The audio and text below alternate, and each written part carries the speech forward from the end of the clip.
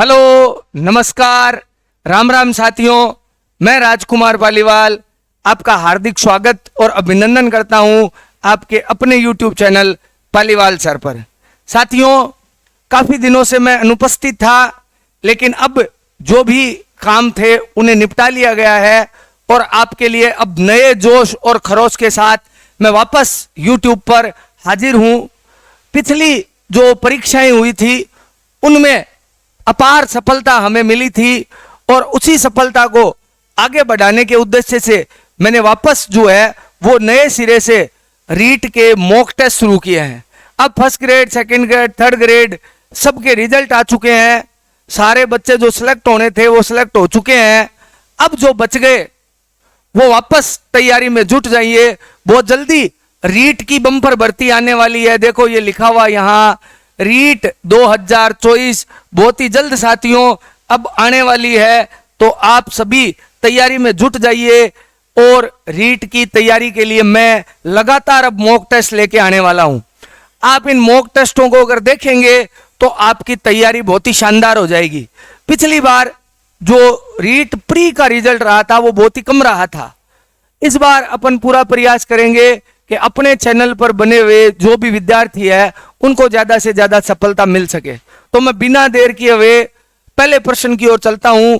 चलिए प्रश्नों की इस जो है वो कड़ी को शुरू करते हैं। पहला प्रश्न है, निम्न में से कौन सी नियुक्तियां राज्यपाल द्वारा की जाती है? मतलब इनमें से कौन सी नियुक्ति जो है वो राज्यपाल द्वारा की जाती है? 4 नियुक्तियां इसने दे रखी है। तो देखो साथियों, सबसे पहले मुख्यमंत्री। मुख्यमंत्री की मैं बात करूं तो अनुच्छेद 164(1) के अनुसार मुख्यमंत्री की नियुक्ति जो है वो राज्यपाल द्वारा की जाती है, यानी मुख्यमंत्री की नियुक्ति तो राज्यपाल करते हैं। दूसरा है मुख्य सचिव। मुख्य सचिव की नियुक्ति जो है वो सीएम द्वारा की जाती है। जिस प्रकार मुख्यमंत्री राज्य की जो राजनीतिक कार्यपालिका होती है उसका प्रमुख होता है, उसी प्रकार राज्य की प्रशासनिक कार्यपालिका का जो प्रमुख होता है वो मुख्य सचिव होता है। दूसरा संसदीय सचिव। संसदीय सचिव की नियुक्ति भी सीएम के द्वारा की जाती है। संसदीय सचिव क्या होता है? एक ऐसा ट्रेनी व्यक्ति या एमएलए जिसे मंत्री पद का अनुभव दिया जाता है उसे मुख्यमंत्री द्वारा संसदीय सचिव नियुक्त किया जाता है। उसे शपथ भी मुख्यमंत्री द्वारा दिलवाई जाती है। सेकंड ग्रेड में यह प्रश्न पूछा गया था कि संसदीय सचिव की नियुक्ति कौन करता है? उसका उत्तर मुख्यमंत्री था। और प्रश्न यह भी था कि संसदीय सचिव को शपथ कौन दिलाता है? उसका उत्तर भी मुख्यमंत्री था। साथियों, दोनों प्रश्न एक ही पेपर में थे। अगला मंत्री परिषद। मुख्यमंत्री और मंत्री परिषद दोनों 164(1) के अनुसार राज्यपाल द्वारा नियुक्त किए जाते हैं। तो प्रश्न पूछा था कि राज्यपाल द्वारा की जाने वाली नियुक्तियां कौन सी है? तो मुख्यमंत्री और मंत्री परिषद यानी 1 और 4 की नियुक्ति राज्यपाल द्वारा की जाती है। तो पहले प्रश्न का उत्तर हो गया 1 और 4। चलिए दूसरे प्रश्न की ओर चलते हैं। देखो दूसरा प्रश्न है, राजस्थान लोक सेवा आयोग के सदस्य की संख्या व सेवा शर्तें कौन तय करता है? देखिए, लोक सेवा आयोग राज्य में जो नौकरशाही है उसकी भर्ती करने का काम लोक सेवा आयोग करता है। बात राजस्थान लोक सेवा आयोग की चल रही हो चाहे कोई भी राज्य लोक सेवा आयोग की चल रही हो, राज्य लोक सेवा आयोग के जो सदस्य है संख्या है और उनकी वेतन जो भी शर्तें हैं वो राज्यपाल द्वारा तय की जाती है। तो इसका उत्तर हो गया ए, राज्यपाल इन जो है वो सेवा शर्तों को तय करता है। तो राज्यपाल द्वारा ये सेवा शर्तें तय की जाती है। अनुच्छेद 315 में ये जो है वो लोक सेवा आयोग शुरू होता है। और एक अनुच्छेद जरूर ध्यान रखना जब राज्यपाल की बात आती है, अनुच्छेद 323। अनुच्छेद 323 कहता है कि जितनी भी जो लोक सेवा आयोग जो है वो अपनी रिपोर्ट राज्यपाल के समक्ष प्रस्तुत करेगा। अनुच्छेद 323 ये कहता है कि राज्य लोक सेवा आयोग अपना वार्षिक प्रतिवेदन जो है वो राज्यपाल के समक्ष प्रस्तुत करेगा। अभी हाल ही में एक प्रश्न आया था ऐसा ही कि राज्य मानवाधिकार आयोग अपनी रिपोर्ट किसे प्रस्तुत करता है, तो राज्य मानवाधिकार आयोग अपनी जो रिपोर्ट है वो राज्य सरकार के समक्ष प्रस्तुत करता है, जबकि आरपीएससी या जो लोक सेवा आयोग है, राज्य लोक सेवा आयोग है, वो अपनी रिपोर्ट राज्यपाल के समक्ष प्रस्तुत करता है। सेकंड ग्रेड में भी ये प्रश्न आया था कि कौन से अनुच्छेद के अनुसार लोक सेवा आयोग अपनी रिपोर्ट जो है वो राज्यपाल के समक्ष प्रस्तुत करता है, तो उत्तर है 323। चलिए आगे चलते हैं तीसरे प्रश्न की ओर। निम्नलिखित में से कौन सा कथन असत्य है? असत्य पूछा है। देखो, राजस्थान उच्च न्यायालय की स्थायी पीठ की स्थापना 1977 में की गई, यह सही है। होता क्या है कि राज्य लोक सेवा आयोग की जो स्थापना है वो जयपुर में हुई थी। बाद में उसे पी सत्यनारायण राव समिति की सिफारिशों के आधार पर जोधपुर स्थानांतरित कर दिया गया। स्थापना हाईकोर्ट की जयपुर में हुई थी, बाद में उसे जोधपुर स्थानांतरित कर दिया गया। फिर 1977 में एक उसकी खंडपीठ जो है वो जयपुर में स्थापित की गई। ठीक है, स्थायी पीठ की स्थापना का आदेश राजस्थान के राज्यपाल द्वारा किया गया था। बिल्कुल साथियों, ये कथन असत्य है। राजस्थान के राज्यपाल को ऐसा कोई अधिकार प्राप्त नहीं है। बाकी मुख्य पीठ का दर्जा नहीं है और 1956 के अंतर्गत किया गया, ये दोनों बातें सही है। यानी ये कथन सही है। गलत कौन सा हो गया? बी जो उत्तर है वो गलत है, इसलिए असत्य ही पूछा है, तो इसका उत्तर हो गया बी। स्थायी पीठ की स्थापना का आदेश राजस्थान के राज्यपाल द्वारा किया गया था। राज्यपाल के पास हाईकोर्ट से संबंधित ऐसा कोई अधिकार नहीं है कि वो उसकी स्थायी पीठ की स्थापना कर सके। ऐसा इस प्रकार का कोई जो है वो अधिकार राज्यपाल के पास नहीं होता। ये राष्ट्रपति और भारत के जो मुख्य न्यायाधीश है उनके द्वारा ऐसा काम किया जाता है। चलिए आगे चलते हैं, बात करते हैं चौथे प्रश्न की ओर। चौथा प्रश्न है, अलाउद्दीन की निम्नलिखित विजयों, ये विषयों गलत लिखा गया, विजयों है, विजयों को कालानुक्रम व्यवस्थित कीजिए। यानी जो ये विजय हैं इन्हें हमें पहले कौन सी हुई उससे लेकर अंतिम तक पहुंचाना है। अलाउद्दीन खिलजी दिल्ली का सुल्तान था और उसने राजस्थान को जीतने के लिए कई आक्रमण किए थे। यदि अपन इनको देखें तो रणथंबोर पर उसकी जो विजय थी वो थी 1301 में। रणथंबोर पर जब उसने आक्रमण किया था तो हमीर देव सिंह चौहान रणथंबोर के शासक थे। अलाउद्दीन ने उस पर आक्रमण किया और रणथंबोर के शासक हमीरदेव सिंह चौहान की पत्नी रानी रंगदे द्वारा जो है वो जोहर का नेतृत्व किया गया। इस जोहर की खास बात यह थी कि यह राजस्थान का एकमात्र जोहर है जिसमें महिलाओं ने जल के कुंड में कूदकर अपनी जान दी थी। तो यह 1301 में हुआ था। उसके बाद जालोर वाला जो है वो ये लगभग 1311-12 के आसपास ये जो है वो अलाउद्दीन का आक्रमण हुआ था। इस समय जालोर के शासक कानड़ देव थे और कानड़ देव के बेटे वीरम देव ने अलाउद्दीन खिलजी का वीरता से सामना किया, लेकिन जालोर को जो है वो बचा नहीं सके। दोनों बाप बेटे शहीद हो गए। चित्तौड़गढ़ 1303 में ये अलाउद्दीन द्वारा किया गया आक्रमण सबसे ज्यादा जो है वो फेमस आक्रमण माना जाता है, जो चित्तौड़गढ़ दुर्ग पर उसने आक्रमण किया था 1303 ईस्वी में। इस आक्रमण के समय राणा रतन सिंह जो है वो चित्तौड़ के शासक थे और आपको पता होगा रानी पद्मिनी के नेतृत्व में ये जोहर हुआ था। ठीक है, उसके बाद सिवाना, ये बाड़मेर में है 1308 ईस्वी में। बाड़मेर के सिवाना दुर्ग पर अलाउद्दीन ने आक्रमण किया था। यहां जो है वो कानड़ देव का भतीजा सातल देव या शीतल देव किलेदार था। उसने अंत तक अपने राज्य को बचाने के लिए, किले को बचाने के लिए संघर्ष किया, परंतु वो बच नहीं पाया और जो है वो अलाउद्दीन की जीत हुई। तो यदि काल के अनुसार देखें तो सबसे पहले रणथंबोर 1, उसके बाद में चित्तौड़गढ़ 2, फिर ये 3 और सबसे अंत में जालोर। 1342 के हिसाब से ए जो आपका ऑप्शन है साथियों वो सही होगा, 1 नंबर ऑप्शन। चलिए चलते हैं 5वें प्रश्न की ओर। निम्न में से किस दुर्ग के बारे में कहा गया? इस दुर्ग का निर्माण परियों और देवताओं द्वारा किया गया है। देखिए, राजस्थान में यदि अपन बात करें तो दुर्गों की कोई कमी नहीं है। अकेले मेवाड़ में 84 दुर्ग बताए जाते हैं और इन 84 दुर्गों में से 32 का निर्माण तो राणा कुंभा ने करवाया था। तो राजस्थान में दुर्गों की कोई कमी नहीं है और ऐसे ऐसे दुर्ग राजस्थान में बने हैं जिनको देखकर दांतों तले उंगली दबा लेते हैं। ऐसा ही जो है वो किपलिंग ने इस दुर्ग के बारे में कहा है। ऐसा जो दुर्ग जिसके बारे में कहा गया है ये जोधपुर का दुर्ग है। इस दुर्ग को मेहरानगढ़ दुर्ग के नाम से जाना जाता है। यह दुर्ग 1459 ईस्वी में राव जोधा ने बनवाया था। राव जोधा ने 1459 ईस्वी में इस दुर्ग को बनवाया था और यह दुर्ग इतना विशाल है कि इस दुर्ग को देखकर कहा गया है कि यह दुर्ग जो है वो देवताओं और परियों द्वारा बनाया गया है।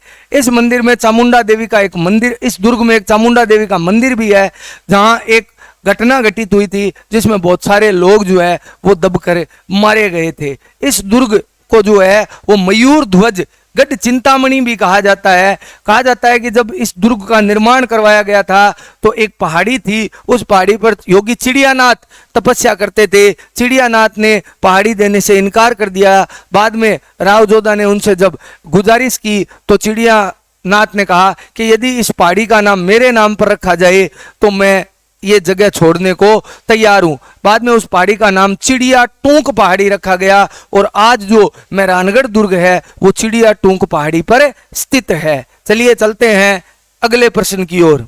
छठा प्रश्न है, वह मेवाड़ का कौन सा शासक है जिसने अचलगढ़ दुर्ग की मरम्मत करवाई? वो प्रश्न है जो आरएस में पूछो गए हो और अभी हाल ही में 1 तारीख को तो आरएस की भर्ती परीक्षा भी है। प्रश्न ये था कि कौन सा शासक है जिसने अचलगढ़ दुर्ग का मरम्मत करवाई थी? अगर बात करें अचलगढ़ दुर्ग की तो अचलगढ़ दुर्ग जो है वो सिरोही जिले में स्थित है। यह जो दुर्ग है इसका जो है वो मरम्मत करने वाला शासक था राणा कुंभा। कुंभा के बारे में कहा जाता है कि इन्होंने मेवाड़ के 84 दुर्गों में से 32 दुर्गों का निर्माण या पुनर्निर्माण करवाया था। इन्होंने कुंभलगढ़ दुर्ग का निर्माण करवाया था जो कुंभलगढ़ में स्थित है, जिसे जो है वो मेवाड़ की आंख कहा जाता है, जिसमें कटारगढ़ एक स्थान है जिसे मेवाड़ की आंख कहा जाता है। तो राणा कुंभा तकड़ा शिल्पकार था, इसने बहुत सारे दुर्गों का निर्माण करवाया था। इसमें से उसने अचलगढ़ दुर्ग का भी पुनर्निर्माण करवाया था। बात करते हैं 7वें प्रश्न की। नीति निर्देशक तत्व वह भुगतान पत्र है जिसका भुगतान करना न करना बैंक की इच्छा पर छोड़ दिया गया है। उक्त कथन किस विद्वान ने कहा? यदि इस कथन की अपन बात करें कि यह कथन किसके द्वारा कहा गया तो देखिए पहले तो अपने को यह समझना पड़ेगा कि यह कथन है क्या। देखो, नीति निर्देशक तत्व है संविधान के अनुच्छेद 36 से 51 तक वर्णित है। भाग 4 अनुच्छेद 36 से 51 तक भारत के संविधान में नीति निर्देशक तत्वों को शामिल किया गया है। इन नीति निर्देशक तत्वों में अनुच्छेद 37 में कहा गया है कि राज्य अपनी नीतियां बनाते समय इन नीति निर्देशक तत्वों को ध्यान में रखेगा। ध्यान में रखने का मतलब यहां यह है कि राज्य यदि उन्हें माने तो ठीक है, नहीं माने तो ठीक है। कहने का मतलब नीति निर्देशक तत्व है संविधान में इसलिए शामिल किए गए ताकि संविधान को लोक कल्याणकारी बनाया जा सके, राज्य को लोक कल्याणकारी बनाया जा सके। लेकिन राज्य को यह छूट प्रदान की गई कि यदि आप इन्हें मानते हो तो ठीक है, नहीं मानते हो तो ठीक है। इसलिए प्रोफेसर के.टी. शाह ने कहा है कि यह वो चेक है जिसका भुगतान करना या न करना बैंक की इच्छा पर छोड़ दिया गया है। तो इसका जो आंसर है वो है प्रोफेसर के.टी. शाह। चलिए चलते हैं 8वें प्रश्न की ओर। निम्नलिखित में से कौन सा कथन महाभियोग प्रक्रिया के बारे में सही नहीं है यानी गलत है? तो देखो, इसका उल्लेख अनुच्छेद 61 में है। बिल्कुल सत्य कथन है। जो महाभियोग प्रक्रिया है उसका अनुच्छेद 61 में वर्णन है। पहली बात, महाभियोग प्रक्रिया राष्ट्रपति को हटाने की प्रक्रिया है, इसका उल्लेख अनुच्छेद 61 में है। महाभियोग लगाने से 14 दिन पूर्व राष्ट्रपति को सूचना देनी होती है। बिल्कुल सत्य कथन है। यदि आप महाभियोग लगाना चाहते हो तो राष्ट्रपति को 14 दिन पहले सूचना दो। राष्ट्रपति को यदि कोई अपने बारे में कुछ बताना हो तो वो ताकि संसद को बता सके। महाभियोग प्रस्ताव संसद के किसी भी सदन में लाया जा सकता है, बिल्कुल सही बात है। महाभियोग प्रस्ताव संसद के लोकसभा या राज्यसभा किसी भी सदन में लाया जा सकता है, कोई विवाद नहीं है, आराम से ला सकते हैं। ठीक है, महाभियोग प्रस्ताव में मनोनीत सदस्य मत नहीं डालते हैं। साथियों, ये गलत है। महाभियोग प्रस्ताव पर मनोनीत सदस्य वोट डालने का अधिकार रखते हैं। अब ये यहां क्यों दिया, इसका मैं आपको अर्थ बता देता हूं। देखो, राष्ट्रपति के चुनाव में केवल निर्वाचित सदस्य भाग लेते हैं। कहने का मतलब यह है कि राष्ट्रपति के चुनाव में मनोनीत सदस्य भाग नहीं लेते, जबकि राष्ट्रपति को हटाने की प्रक्रिया में मनोनीत सदस्य भाग लेते हैं। यह ध्यान रखना, राष्ट्रपति को चुनने की प्रक्रिया में मनोनीत सदस्य भाग नहीं लेते, लेकिन राष्ट्रपति को हटाने की प्रक्रिया में मनोनीत सदस्य भाग लेते हैं। चलिए चलते हैं 9वें प्रश्न की ओर। भारत की विदेश नीति का उल्लेख संविधान के कौन से अनुच्छेद में है? यदि मैं भारत की विदेश नीति की बात करूं तो ये अनुच्छेद 51 में है। अनुच्छेद 51 में क्या है कि नीति निर्देशक तत्वों के तहत ये अनुच्छेद 51 आता है। अभी आपको पिछले प्रश्न में मैंने आपको बताया था, अनुच्छेद 51 में कहा गया है भारत विश्व में शांति का प्रयास करेगा। यही भारत की हमेशा से नीति रही है। साथियों, चलिए आगे चलते हैं 10वें प्रश्न की ओर। राजस्थान की विधानसभा में अनुसूचित जाति के लिए कितने पद आरक्षित है? देखो, भारत में जो अनुसूचित जाति और जनजाति है उनके लिए जो है वो बहुत सारे, क्या बोलते हैं उन्हें, पद आरक्षित है। हर विधानसभा और लोकसभा में पद आरक्षित है। इसके साथ ही हाल ही में आपको बता दूं कि भारत में महिलाओं को आरक्षण देने वाला विधेयक भी लोकसभा में और राज्यसभा में प्रस्तुत हुआ है, जिसके द्वारा जो महिलाएं हैं उनको आरक्षण दिया जाएगा 33%। अब तक महिलाओं को आरक्षण प्राप्त नहीं है, लेकिन आने वाले समय में जो नारी शक्ति विधेयक जो प्रस्तुत किया गया है, नारी शक्ति वंदन अधिनियम, जो अधिनियम है वो प्रस्तुत किया गया है, उसके द्वारा महिलाओं को भी आरक्षण दे दिया जाएगा। लेकिन ये महिलाओं का प्रश्न नहीं है, ये अनुसूचित जातियों का पूछा गया है। तो मैं आपको बता दूं, अनुसूचित जाति के लिए 34 सीट आरक्षित है, एसटी के लिए 25 सीट आरक्षित है, एससी के लिए आपको बता ही चुका हूं 34 है। कुल जो है वो 59 सीट जो है वो रिजर्व है। यदि लोकसभा की बात करूं तो ये संख्या 4 और 3 है, यानी 7 सीटें जो है वो लोकसभा में और 59 सीटें विधानसभा में एससी और एसटी के लिए आरक्षित है। तो लोकसभा में एसटी के लिए 3, एससी के लिए 4, टोटल हो गई 7। ये हो गई विधानसभा में और ये हो गई लोकसभा में। ठीक है, तो 34 उत्तर हो गया। एससी की पूछिए तो 34 है, एसटी की पूछता तो 25 होती। विधानसभा में, लोकसभा में पूछता तो एसटी की 3 है, एससी की 4 है। अगला, राजस्थान में किस मुख्यमंत्री के काल में संसदीय सचिव की नियुक्ति जो है वो प्रारंभ हुई थी? देखिए, राजस्थान में ये संसदीय सचिव मैंने आपको बताया था मुख्यमंत्री नियुक्त करता है।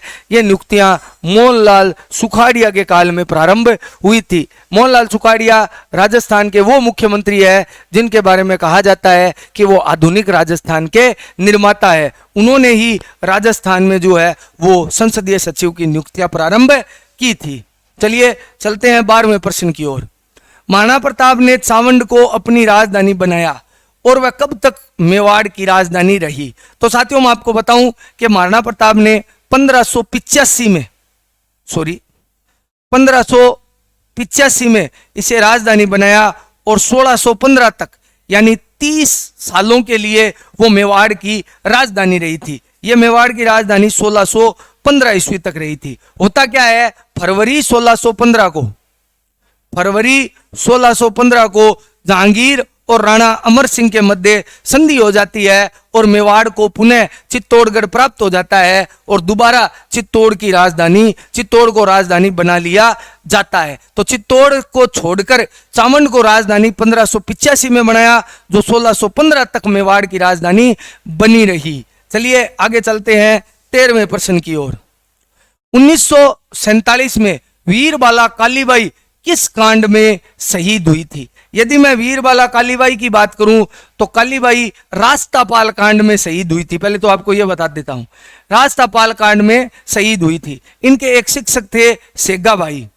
सेगाबाई को अंग्रेजों ने 19 जून 1947 को गिरफ्तार कर लिया। 21 जून 1947 को कालीबाई ने इन्हें बचाने का प्रयास किया, जिसमें इन्हें गोली मार दी गई और ये वीर जो भील बालिका थी कालीबाई, वो शहीद हो गई थी। इन्हें अपने गुरु के प्रति सम्मान दिखाने के लिए, अपनी जो है वो जान देने के लिए याद किया जाता है। कालीबाई एक महान शख्सियत थी जिन्होंने अपने गुरु को बचाने के लिए अपनी जान दे दी थी। डूंगरपुर में आज भी इनकी एक प्रतिमा बनी हुई है, जो गेब सागर झील के किनारे इनकी प्रतिमा स्थापित की गई है। तो रास्तापाल कांड में भील बालिका कालीबाई ने जो है वो अपने गुरु सेगाबाई को बचाने के लिए अपनी जान दे दी थी। चलिए बात करते हैं अपन अगली।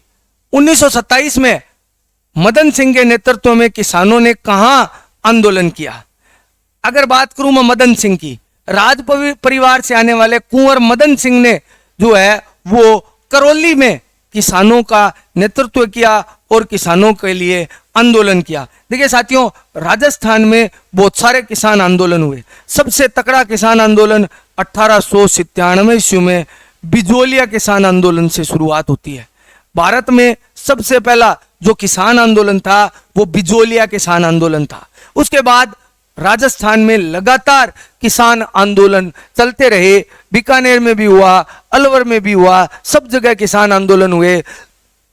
करौली में 1927 में ये कुंवर मदन सिंह के नेतृत्व में किसान आंदोलन हुआ था।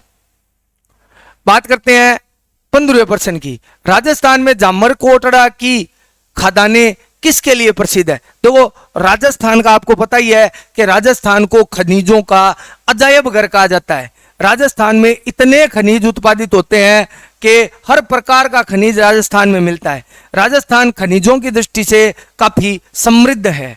लेकिन राजस्थान में जो जामर कोटड़ा है वो किसके लिए प्रसिद्ध है, तो मैं आपको बता दूं, जामर कोटड़ा रॉक फॉस्फेट के लिए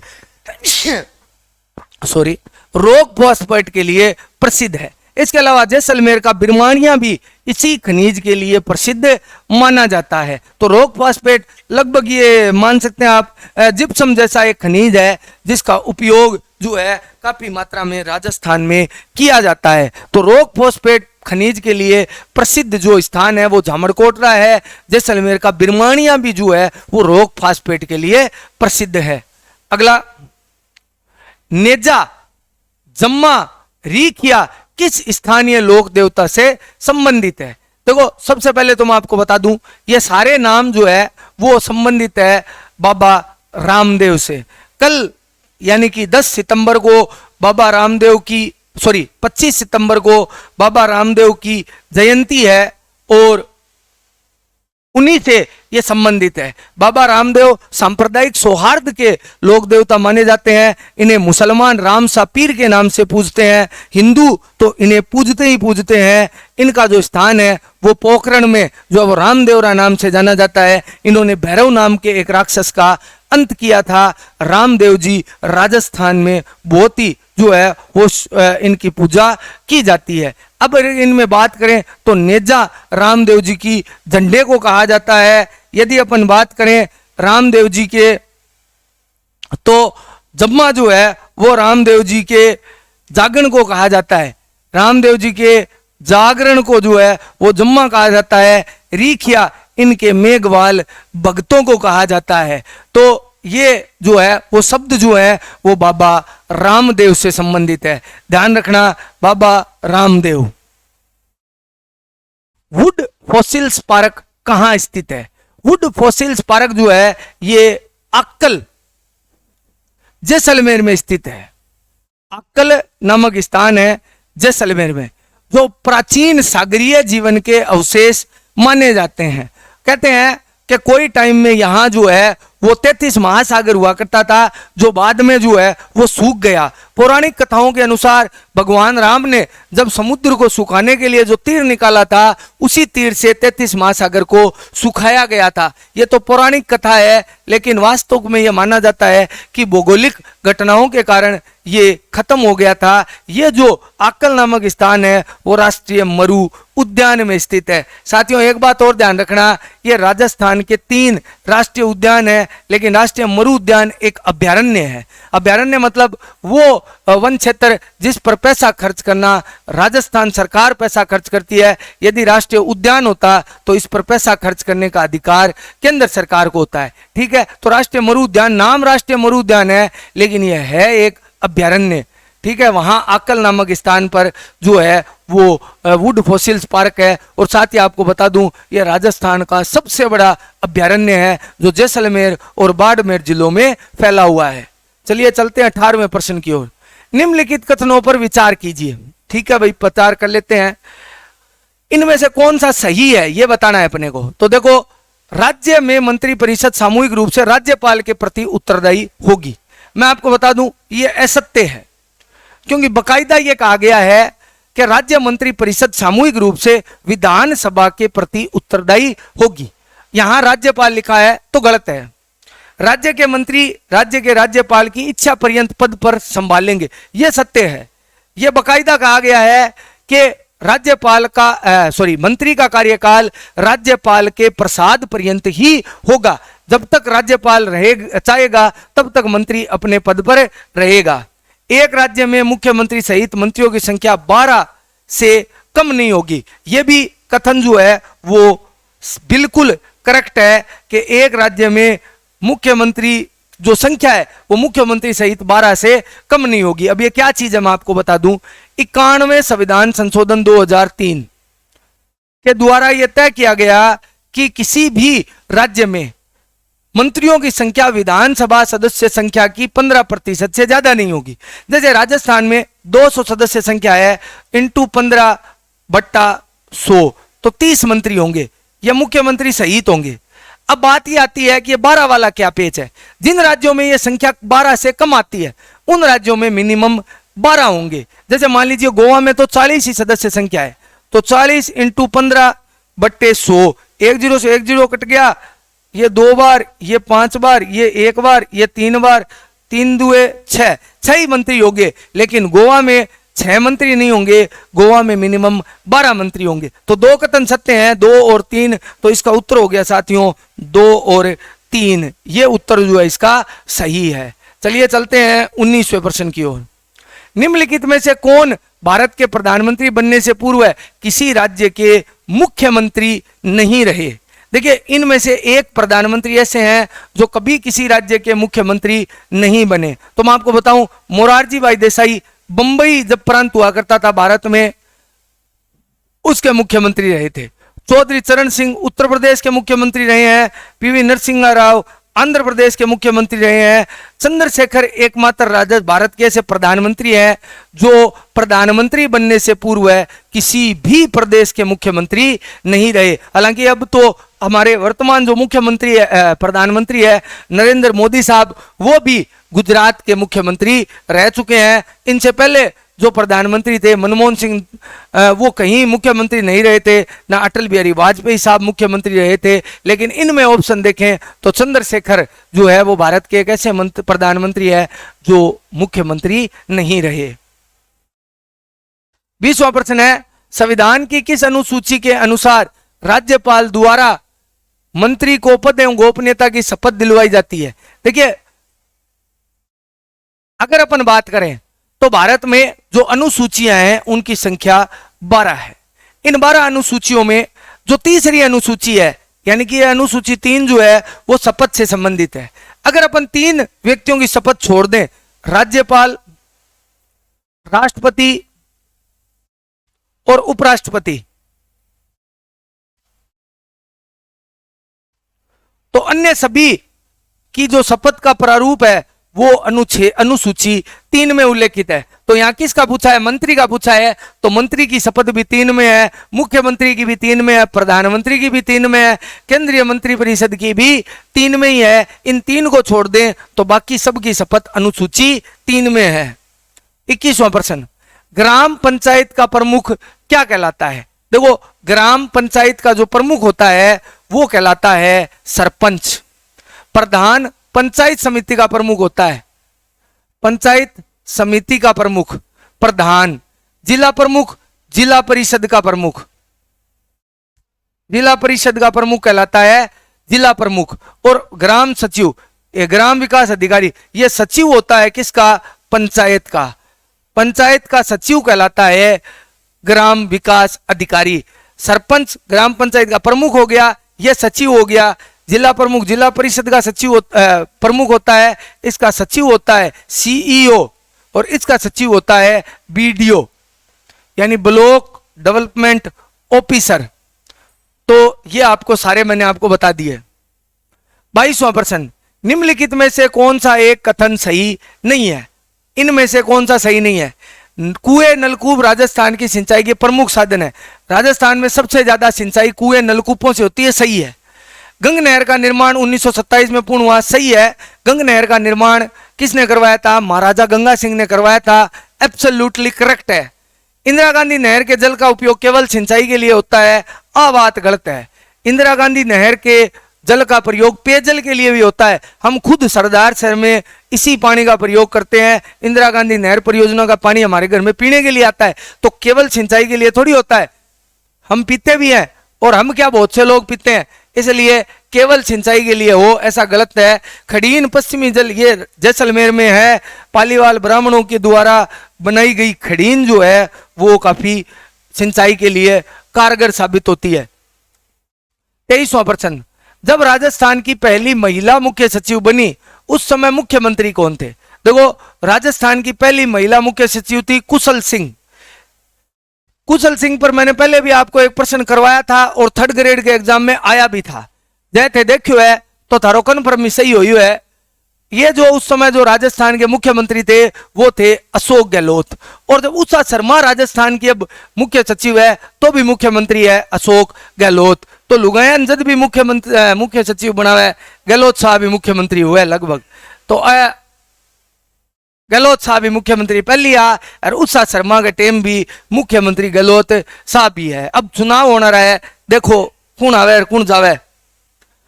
24वां, उन महाराणा का क्या नाम था जो केसी सिंह बारठ, ये भारत की जगह बारठ की चेतावनी चुंगटिया से इस कदर प्रभावित हो गए कि उन्होंने दिल्ली दरबार की यात्रा रद्द कर दी। देखो होता क्या है, दिल्ली में अंग्रेजों ने एक दरबार लगाया था, उस दरबार में राणा फतेह सिंह को जाना था, तो राणा फतेह सिंह है गेम ऑप्शन ओरियो। लेकिन चेतावनी चुंगटिया पढ़ियो, केसरी सिंह लिखियो, राणा फतेह सिंह पढ़ियो, प्रभावित की गोनियो यो डर गयो, इन लाग्यो विरोध होसी, और उस विरोध से बचने के लिए राणा फतेह सिंह नहीं गया। अब यहाँ लिख देगा वो डर गयो, तो राणा डरनो थोड़ो दूर हो जा, ई वास्ते के प्रभावित हो गयो। बात थे यहाँ समझ लो, यहाँ थोड़ी मुंदी मार दियो, बात ने सजा दी। बाकी राणा फतेह सिंह जो था वो डर गया था, महीनों काल जो फड़क फड़क करने लग गयो, जना कौन गयो। बाकी अंग्रेजा का तो कौन सा राजा पिट्ठू को नहीं आ, सगला राजा जगह बी टेम में अंग्रेजा का पिट्ठू या नहीं, अपन दुख थोड़ी पानो पड़तो। तो बात करते हैं 25वें प्रश्न की। जयपुर के शासक सवाई जय सिंह द्वितीय को सवाई की उपाधि किसने दी? देखो सवाई क्या होता है, सवाई का मतलब एक और पाव, सवा सवाऊ सवाई बने हो, यहाँ अलग ना समझाते सवाई क्या ओ मैं तो के दे दियो। सवाई को मतलब आदमी ज्यादा सोचना रो। सवाई विजय सिंह एक व्यक्ति था। देखो दो भाई थे, एक का नाम था जय सिंह, एक का नाम था विजय सिंह। अब औरंगजेब ने क्या किया, औरंगजेब ने जय सिंह को तो विजय सिंह नाम दे दिया, विजय सिंह को नाम दे दिया सवाई जय सिंह। तो उपाधि जो थी वो पूरी उपाधि दी थी सवाई जय सिंह की, और ये उपाधि किसने दी थी? औरंगजेब ने दी थी। औरंगजेब ने सवाई जय सिंह को पूरी उपाधि दी थी सवाई जय सिंह की। उसका नाम तो विजय सिंह था, बिग भाई को नाम जय सिंह हो, दोनों भाइयों का नाम चेंज कर दिया कि मन थारा नाम ठीक हो लग गया, उड़ा पुड़ा कर दिया। भाई बात जगह की चलती हुए बा हो जा ठाडा को डोको डांग न पाड़े, वाह बात है। औरंगजेब की बीटे में चलती, औरंगजेब नाम दिया देवे जिया राखना पड़े, सवाई जय सिंह ने नाम दे दियो। सवाई जय सिंह बाद में जयपुर के आगे चलकर शासक भी बने थे। इन्हें 17वीं शताब्दी का सबसे बड़ा समाज सुधारक कहा जाता है। अंतिम हिंदू शासक है जिसने जो है वो अश्वमेध यज्ञ भी करवाया था और इसने कई कुरीतियों को दूर करने का प्रयास किया था। इसने 5 वेधशालाएं भी बनाई थी, जिनमें जयपुर स्थित वेधशाला तो विश्व यूनेस्को हेरिटेज वर्ल्ड जो इमारत है उसमें शामिल है। इसके अलावा इसने दिल्ली में भी एक जो है वो बनवाई थी वेधशाला, दिल्ली, मथुरा, उज्जैन और वाराणसी। इसने 5 वेधशालाओं का निर्माण करवाया था। तो ये था जयपुर का शासक सवाई जय सिंह। खत्म हो गया। ये जो थे 25 प्रश्न साथियों।